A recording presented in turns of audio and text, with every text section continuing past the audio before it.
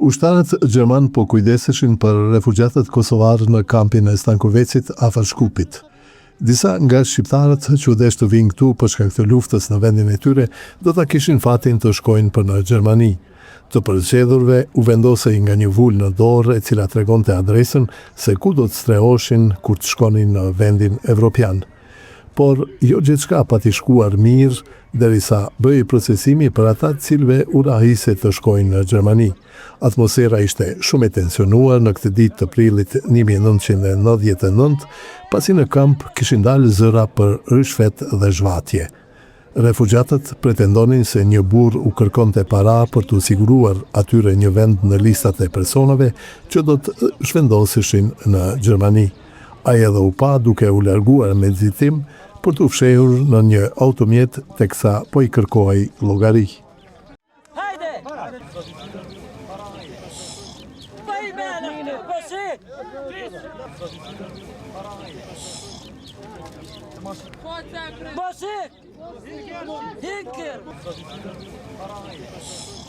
Në mesin e kosovarëve kishte më dyshje nëse ky rast duhet të bëhej publik.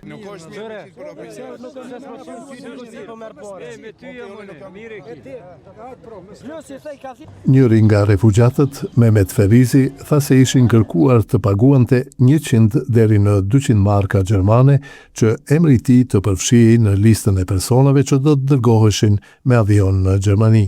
100 marka të atërshme mund të kenë pasur vlerën e më shumë se 100 eurove sot. Edhe i mimetën që të gjetit në lume, shkoni hajdi në gjosh sahati, këtë me dalavera të punu, pare të më plash poplin, refugjat për Kosovës. Burri që pretendoi se kërkonte para, thuaj se ishte një civil Macedonas që punonte si shofer për një nga agjencitë ndërkombëtare që operonin në këtë shtet.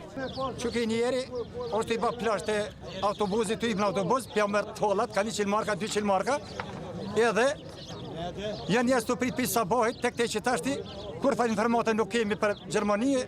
Qindra mira kosovarë kishin ardhur në Maqedoni si refugjat për të shpëtuar nga lufta në vendin e tyre gjatë vitit 1999, edhe më shumë se këtu kishin shkuar në Shqipëri.